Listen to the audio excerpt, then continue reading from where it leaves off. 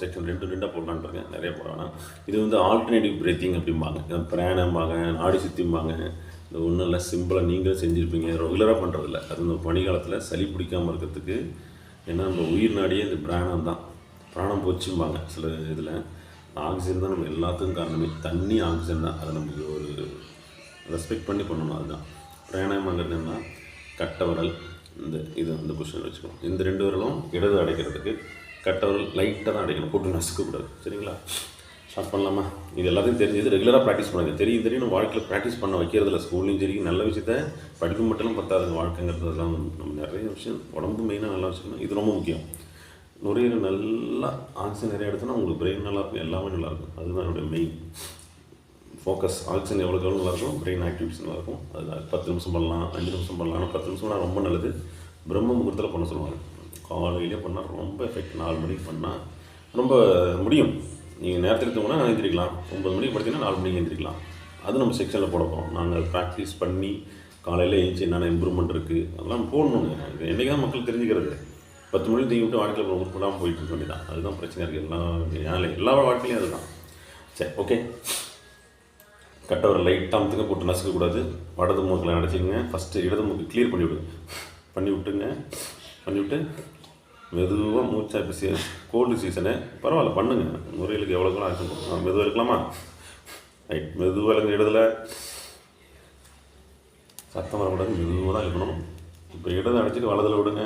லைட்டாக அடைச்சிங்க இடதை. இந்த சைக்கிள் கரெக்டாக வரணும். இடத்துல இழுங்க, வலதில் இழுங்க. வலதை அடைச்சிக்கிட்டு இடத்துல விடுங்க.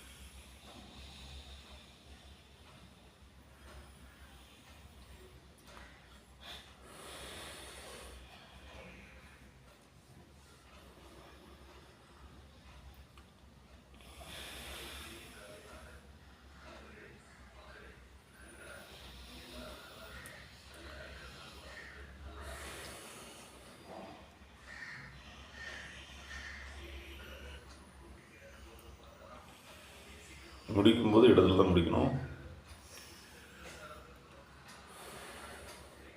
ஓகேங்களா? மெதுவாக திறந்து பார்க்கலாம். இதுதான் இது 10 நிமிஷம் பண்ணலாம். நாங்கள் கொஞ்சம் நேரம் தான் பண்ணோம். சரி, அடுத்தது ஸ்மைல் மெடிடேஷன். இது என் சேனலில் நிறைய போட்டிருப்பேன். லாஃப் தெரப்பிங்கிறாங்க.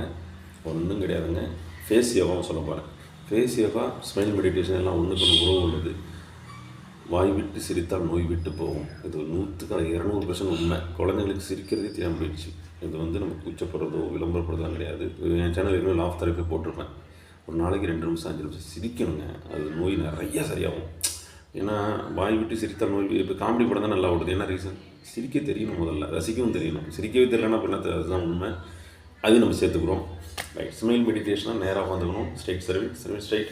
வாயை ஃபுல்லாக ஸ்மைல். நீங்கள் காமெடி நினச்சி சிரிக்கலாம். சந்தானமோ, அடிவோலோ, கவுண்டமணி, என்ன உங்கள் லைஃப்பில் நடக்கிற காமெடி பற்றி ஃப்ரெண்ட்ஸ் முன்னாடி நடக்கிறது பார்த்து சிரிக்கலாம். கண்ணை முடிக்கணும். வாய் ஃபுல்லாக ஸ்மைலிங், நேரம் ஸ்மைல் போஸ்டில் இருக்கணும். ரைட். என் பையன் நானும் டெய்லி ஒரு 5 நிமிஷம் சிரிப்போம். எனக்கு பிடிச்ச காமெடி நினச்சி. ஃபஸ்ட்டு இது ஒரு பேசிக் என்னென்னா ஸ்மைல் பொசிஷன். ஸ்மைல் பண்ணும்போது முகத்தில் எல்லா சதையும் 20க்கும் மேற்பட்ட சதை வேலை செய்யும். அதில் ரெடி?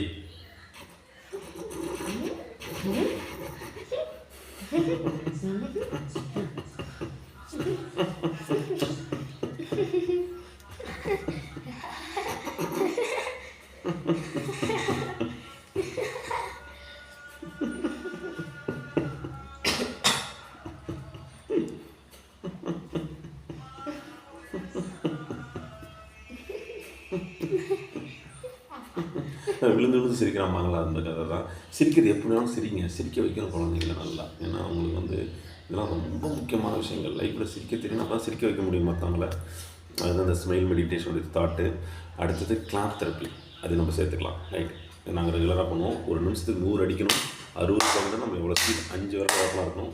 குழந்தைங்க கை தட்ட சொல்லுவாங்க, இப்படி அடிக்கணும். அடிங்க, தெரியும் அடி.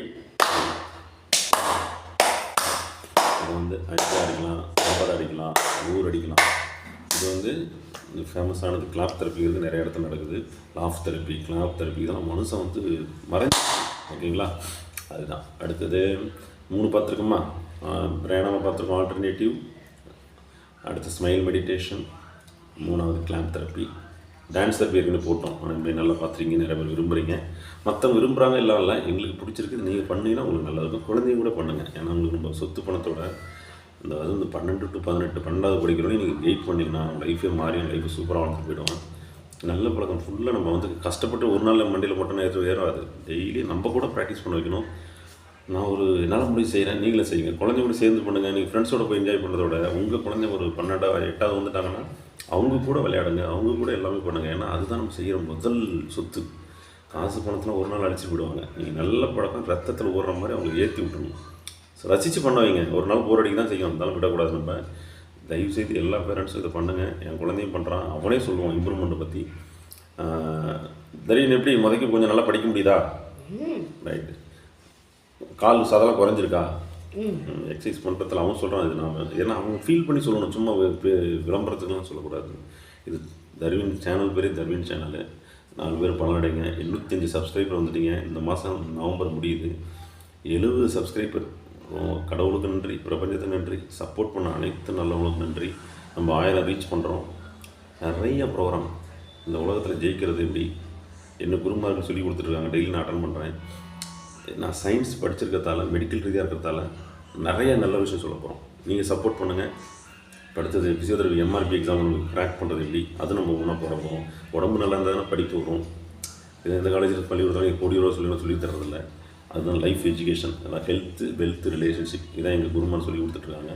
இது 3 நம்ம சரியாக இல்லை. ஃபேமிலி குழந்தையோட சந்தோஷமாக நீ என்ன பண்ண போகிறோம்? எப்படி குழந்தை ஒய்ஃபை சந்தோஷமாக வச்சுக்கணும், ஹெல்த்தை வச்சுக்கணும், நல்லா சம்பாதிக்கிறது ஆட்டோமேட்டிக் நடக்கும். நம்ம நன்றி உணர்வோடு இருக்கணும். உடலில் உள்ள ஒவ்வொரு உறுப்பும் நம்ம நன்றி எனக்கே நினச்சிடோமா? கை காலில் நான் 10,000 பேர் பேஷண்ட் பார்க்குறேன். கை கால் இழந்த பின்னாடி ஃபீல் பண்ணி அழுகுறாங்க வந்து. ஒவ்வொரு நாளும் அந்த கை கால், இருதயம், மூளைக்கு நன்றி. கண்ணு, காதில் எவ்வளோ பெரிய வேலை செய்யுது. நன்றி நன்றி நன்றி. உங்களுக்கே தெரியும், மாயாதாரம் சீக்ரெட் புக் எழுதுகிறவங்க ஹோண்டா பைலின், ஓகேங்களா? அவங்க எவ்வளோ அந்த புக்கெலாம் உங்களுக்கு தெரியும், யூடியூப்லேயே இருக்குது. என்ன சொல்கிறாங்க? கிராட்டிடியூட்பாங்க. நீங்களும் படிச்சிருப்பீங்க. நம்ம வாயில் விட்டுட்டு இப்படியே போயிடுறோம். உடம்பு நேசி, விவகாரம் சொல்லியிருக்காரா, உன்னை நேசி, அப்துல் கலாம் ஐயா சொல்லுவார், கனவு கனவு எல்லாத்துக்கும் அர்த்தம் இருக்குங்க. நம்ம அதை உணர்ந்து குழந்தைங்களுக்கு மனசில் உள்ளார கொட்டி ரசித்து உட்கார வைக்கணும். அது தெரியாமல் தான் கஷ்டப்படுறோம். உன்னை நேசி, ஒவ்வொரு உறுப்புக்கும் நன்றி ஒவ்வொரு நாளும் சொல்லு. அந்த கண்ணு போய் காது போயிட்டு ஃபீல் பண்ணுறதோட பக்கவாதம் வந்து இதய நோய் வந்துட்டு கூட ஒவ்வொரு நாளும் இதயத்துக்கும் பக்கவாதத்துக்கும் நோய் வந்தவங்க கூட சொன்னால் நோய் 100க்கு 100 சரியாகுது. என் பேஷண்ட் டெய்லி என் சேனல் வரவங்க ஒரு மாயாஜாலம் நடக்குதுன்னா முதல்ல நான் ட்ரெயின் பண்ணுறது முதல்ல நன்றி சொல்லுங்கள். அந்த எக்ஸசைஸ் உங்கள் உறுப்புக்கு நன்றி சொல்லுங்கள். அதிசயம் நடந்துகிட்டு இருக்குது. இது நீங்களும் பண்ணுங்கள், குழந்தைங்க சொல்லிக் கொடுங்க. சரிங்களா? இன்றைய இது அவ்வளோதான். நாளைக்கு அடுத்த ப்ரோக்ராம் பார்ப்போம். இந்த சார்ட் எப்படி போடுறது நாளைக்கு நம்ம என் குழந்தைங்க தான் ட்ரை பண்ணுறேன். அவன் எழுதிட்டு அவனே ஃபில் பண்ணி அவனே மார்க் போடுறது. காலைல எப்படி எழுந்திக்கிறது, எப்படி தண்ணி குடிக்கிறது, எப்படி மென்று சாப்பிட்றது, இதெல்லாம் ரொம்ப முக்கியங்க.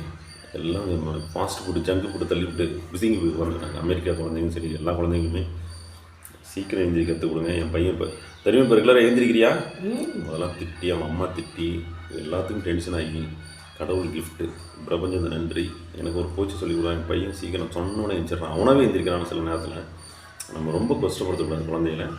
ஏன்னா எழுந்து விளையாட போனால் எழுந்திருவாங்க. இப்போ நான் கூட போய் விளையாடுவோம் கண்டிப்பாக. ஏன்னா அன்றைக்கி சாட்டர்டே சண்டே லீவுனா சம்திங் டூயிட்டுங்க. அந்த உலகத்துக்கு வந்து நம்ம இந்த பிறந்ததுக்கு ஏதோ நோக்கம், மிஷன் அப்படிம்பாங்க. பிறந்துட்டு குடும்பத்தை சந்தோஷமாக வச்சுருக்கியா, இந்த உலகத்துக்கு ஏதோ படைக்கிறதுக்காக அவங்க வந்திருக்க அப்படின்னு அர்த்தம். அதுதான் ஒவ்வொரு மனிதனும் திறமை இருக்குது. நம்ம சேனல் நோக்கம் அதுதான். சரிங்களா? அடுத்த செக்ஷன் பார்ப்போம். தேங்க்யூ ஃபார் வாட்சிங். பொறுமையாக பாருங்கள். Thank you very much. லைக் பண்ணுங்கள், ஷேர் பண்ணுங்கள். உங்களுடைய support my son. Okay, thank you very much.